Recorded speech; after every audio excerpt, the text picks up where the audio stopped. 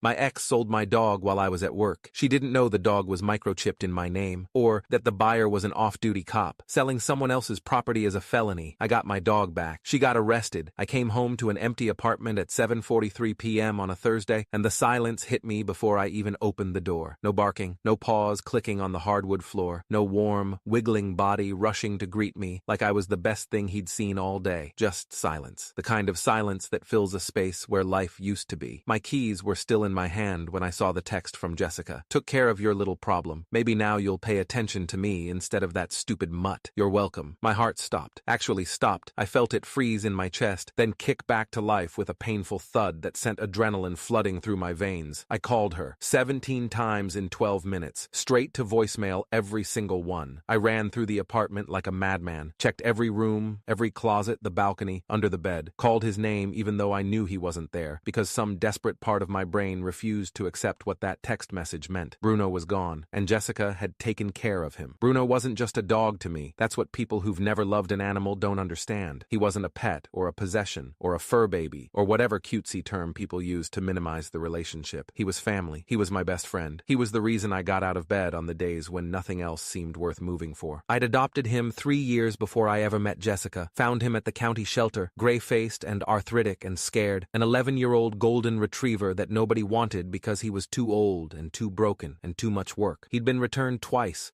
2 different families had taken him home, decided he wasn't worth the effort, and brought him back like a defective appliance. When I walked past his kennel that day, he didn't bark or jump or try to get my attention like the younger dogs. He just looked at me, these soft brown eyes that had seen too much disappointment, expecting one more. I took him home that afternoon. He slept on my bed that first night, something the shelter paperwork explicitly said I shouldn't allow, and every night since. For 3 years, Bruno was my constant. Through job changes and apartment moves and the loneliness that comes with being single in a city where everyone seems to have figured out something you haven't. He was there, always there, waiting by the door when I came home, pressed against my leg when I sat on the couch, snoring softly beside me through every night. Then I met Jessica. Jessica Hartman was 27 years old, worked in pharmaceutical sales, and had a smile that made you forget to ask important questions. We met at a friend's birthday party. She laughed at my jokes, seemed genuinely interested in my work as an electrician, and, crucially, seemed to love Bruno when she came over for our first date. "Oh my God, he's precious," she'd cooed, kneeling down to let him sniff her hand. "I've always wanted a dog. My apartment doesn't allow them." She posted photos with him on Instagram, captioned them things like, "My 2 favorite boys," and "Dog Dad goals." Her friends commented heart emojis. Her mother said she'd found a keeper. I believed it, wanted to believe it. After 3 years of just me and Bruno, the idea of building something bigger, a family maybe, felt like the next natural step. She moved in 6 months ago. That's when everything changed. The allergies appeared first. "I don't know what's happening," she said, sniffling dramatically. "I think I'm developing a reaction to dog hair. Can we keep him out of the bedroom?" I bought an air purifier, vacuumed twice a day, started washing Bruno more frequently, which he hated. Then the complaints started. "His hair is everywhere. I found it in my makeup bag. He smells. Even right after a bath, he just smells like dog. Why does he have to follow me around? It's creepy, like I'm being watched. He takes up the whole couch. I can't even sit down without him trying to climb on me." Bruno weighed 47 pounds. He took up maybe a quarter of the couch. He followed her because he followed everyone. That's what golden retrievers do. They want to be near their people. But I tried to accommodate. I was so focused on making the relationship work that I started treating Bruno's existence as a problem to be solved rather than a life to be honored. I'm not proud of that. The conversation about rehoming started about 2 months ago. "I've been thinking," Jessica said one night, in that careful tone people use when they're about to say something they know you won't like. "Maybe Bruno would be happier somewhere else. A farm maybe. Somewhere with space to run. Bruno is 11 years old with arthritis. He doesn't want to run. He wants his bed and his bowl and his routine. But wouldn't it be better for both of us? We could travel more. We wouldn't have to rush home for walks. We could actually have a clean apartment. Bruno was here before you, Jessica. Bruno stays." She didn't like that answer. Her face went tight in a way I'd seen before. When a restaurant got her order wrong, when a coworker disagreed with her in a meeting, that controlled anger that suggested something uglier underneath. "So you're choosing a dog over me." "I'm not choosing anyone over anyone.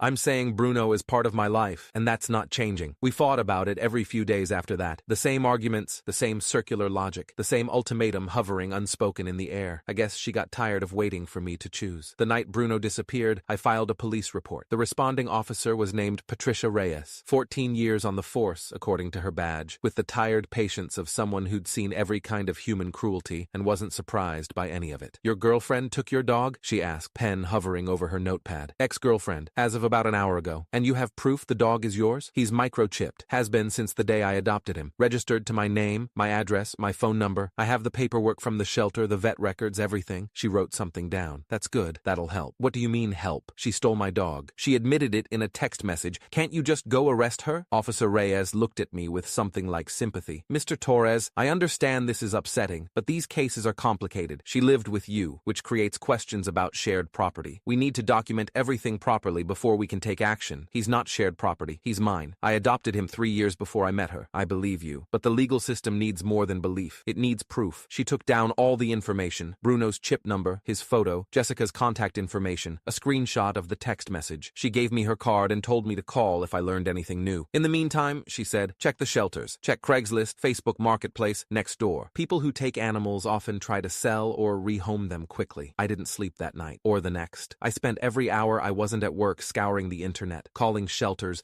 driving to pet stores with Bruno's photo, asking if anyone had seen him. Nothing. By day 3, I was running on caffeine and desperation, convinced I'd never see him again. Then my phone rang. Mr. Torres, this is Officer Marcus Daniels with the County Police Department. I'm calling about your dog. I stopped breathing. You found him? We found him. He's safe. He's at Riverside Veterinary Clinic on 4th Street. I was grabbing my keys before he finished the sentence. How? What happened? A man brought him in for a routine checkup this morning. Standard procedure. The vet scanned for a microchip. The chip came back flagged in our stolen property database. The microchip. The $45 microchip I'd gotten at the shelter 3 years ago, registered and updated every time I moved, had just saved Bruno's life. There's something else you should know, Officer Daniels continued. The man who purchased your dog from your ex-girlfriend, he's one of ours. Detective Robert Chen, 12-year veteran of the force, works in our financial crimes unit. I stopped moving. A cop bought my dog? Unknowingly, yes. When the vet told him the dog was flagged as stolen, he contacted us immediately. He's not happy about being involved in a crime, even unknowingly. He's provided a full statement. A statement about what? Text conversations with your ex-girlfriend negotiating the sale, payment confirmation through Venmo, screenshots of the ad she posted on Facebook Marketplace, everything. I sat down heavily on my couch, the same couch Bruno used to curl up on, the spot where Jessica had complained he took up too much space. How much? I asked. How much did she sell him for? A pause. $200. $200. 11 years of love and loyalty. Bruno's entire remaining life, however long that might be, sold for $200. Mr. Torres, I want you to know we're taking this seriously. Your ex-girlfriend is being charged with theft of property over $50, which is a Class 4 felony in this state. She's also facing fraud charges for misrepresenting ownership of the animal. Detective Chen is pursuing this personally. Personally? He has a golden retriever himself. 11 years old, actually. He said when he saw Bruno's ad, he thought he was giving an old dog a good home for his final years. Another pause. He's taking this very personally. I picked Bruno up from Riverside Veterinary Clinic at 2:34 p.m. that afternoon. Dr. Sarah Mitchell, 21 years of veterinary practice, according to the diplomas on her wall, met me in the lobby with a gentle expression and careful words. He's okay, she said before I could ask. Physically, he's okay. A little thinner than I'd like. He's lost about 3 pounds, which is significant for his size. Some stress indicators, but nothing that won't resolve with proper care and familiar surroundings. Where was he? What happened to him? From what I understand, he spent the first night in a crate in your ex-girlfriend's car. She posted the ad the next morning. Detective Chen responded within a few hours. Dr. Mitchell shook her head. He thought he was rescuing a senior dog. Paid cash, took Bruno home, started spoiling him with treats and a new bed. When he brought him in today for a wellness check, we scanned the chip as standard protocol and, well, here we are. She led me back to the exam room where Bruno was waiting. The second he saw me, his whole body started wiggling. That old tail, slower than it used to be, gray where it used to be gold, going back and forth like he was a puppy again. He tried to stand, his arthritic hips wobbling, and let out this sound that was half bark and half cry. I dropped to my knees on that clinic floor and held him, pressed my face into his fur,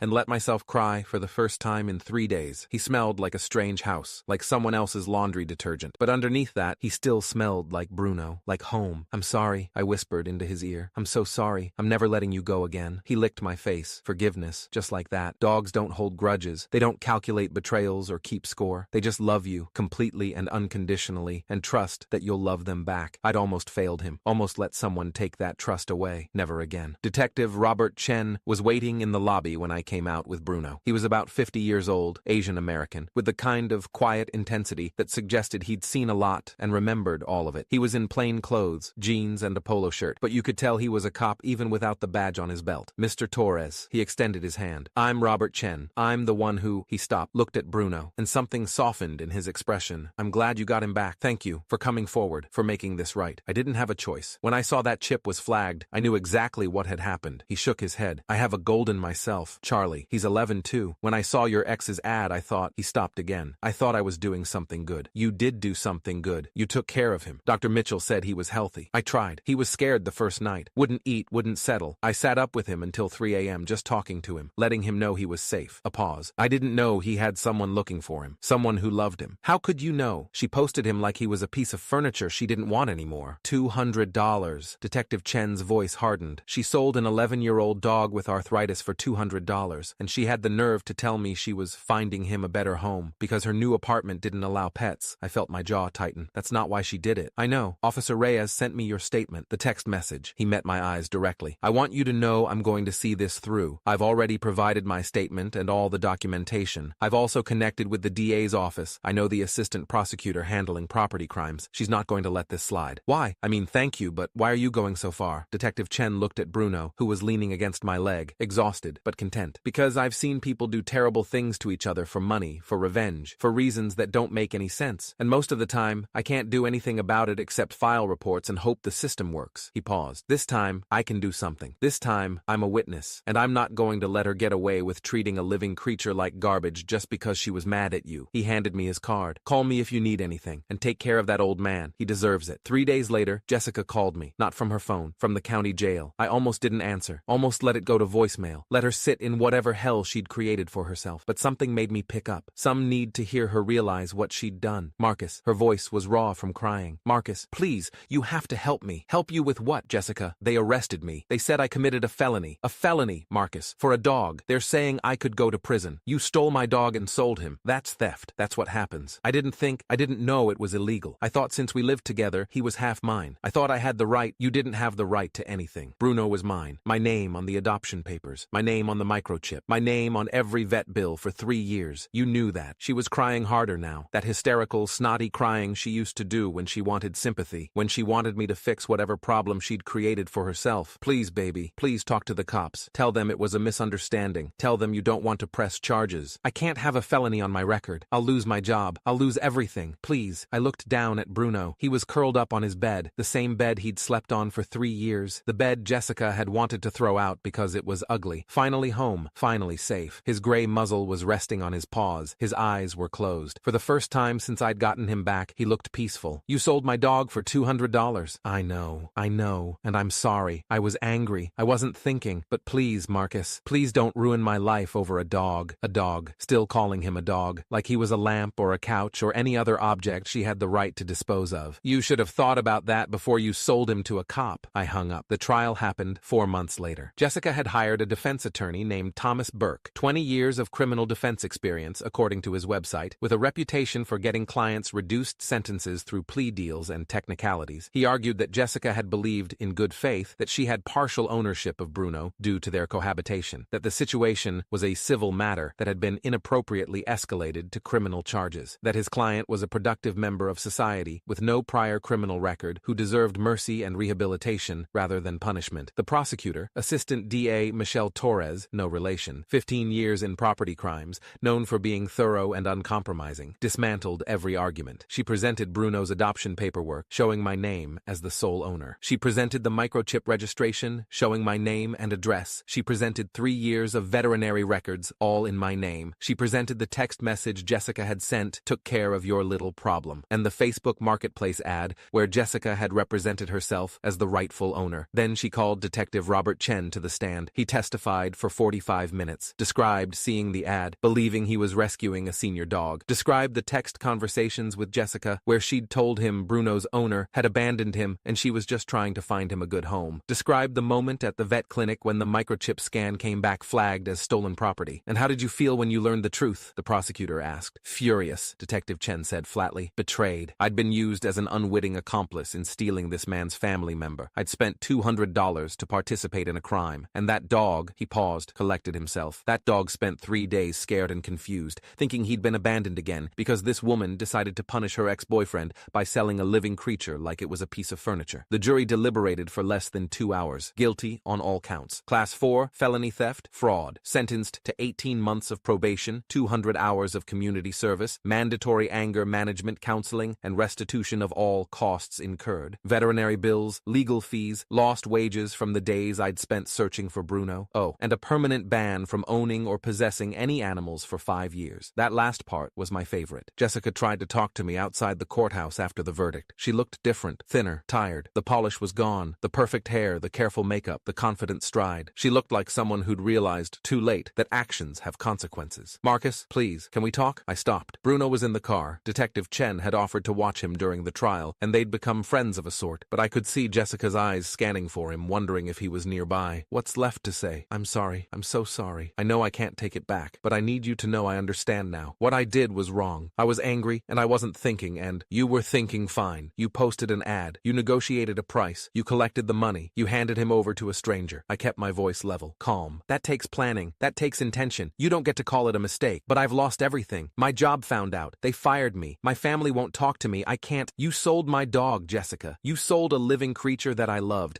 that trusted me, that had already been abandoned twice in his life. You did that to hurt me, and you didn't care what it did to him. She was crying again. Those same tears that used to work on me. They didn't anymore. I hope you figure out why you did it, I said. I hope you get whatever help you need, but that's not my problem anymore. We're done here. I walked away, got in my car. Bruno was in the back seat, tail wagging, ready to go home. I never spoke to her again. That was 8 months ago. Bruno is 12 now. His hips are worse than they were. He needs a little help getting up in the mornings, and stairs are mostly a thing of the past, but he's still here, still greeting me at the door like I'm the best thing that ever happened to him, still sleeping, pressed against my side every single night. Detective Chen comes over sometimes, brings his golden retriever Charlie, and the two old dogs lie on the living room floor together while Robert and I drink beer and talk about nothing important. He looks happy, Robert said last week, watching Bruno doze in a patch of sunlight. He is happy. We both are. You know, I still think about that day at the vet clinic, the look in his eyes when they told me he was stolen. He didn't understand what was happening, but he knew something was wrong. Robert shook his head. 12 years on the force, I've seen a lot of cruelty, but something about that case stuck with me. Why? Because it was so pointless. She didn't sell him for money she needed. She didn't do it to survive. She did it to hurt you, and she was willing to sacrifice an innocent life to do it. He took a sip of his beer. That's a special kind of evil. The casual kind. The kind that doesn't think twice. I looked at Bruno, still sleeping, still peaceful. She thought I'd never find him. She thought she'd get away with it. Most people do. Most of the time, they're right. Robert smiled slightly. She just had the bad luck to sell a chipped dog to a cop. Bad luck, I repeated. That's one way to put it. What would you call it? I thought about it. About the microchip that cost $45. About the detective who happened to see the ad. About the vet who ran a routine scan as standard procedure. Karma, I said finally. I'd call it karma. Bruno lifted his head when I said his name. Looked at me with those soft brown eyes. Older now. Cloudier than they used to be. But still full of that unconditional trust that dogs have and humans rarely deserve. He'd been failed so many times. Returned by families who didn't want to deal with his age. Sold by a woman who saw him as nothing more than a bargaining chip. And still, he trusted. Still, he loved. That's the thing about dogs. They don't keep score. They don't calculate betrayals. They just love you, completely and unconditionally, and trust that you'll be worthy of it. Jessica never understood that. Probably never will, but I do. And I'll spend whatever time Bruno has left, making sure he knows he's home. Really, truly home. For good this time. My ex-girlfriend sold my dog for $200. She thought it would hurt me. Thought it would teach me a lesson about choosing an animal over her. She was right about one thing. It did teach me a lesson. It taught me that some people will burn down your entire life if they think they can get away with it. That cruelty doesn't need a reason. That the people who claim to love you are sometimes the most dangerous. But it also taught me something else. That $45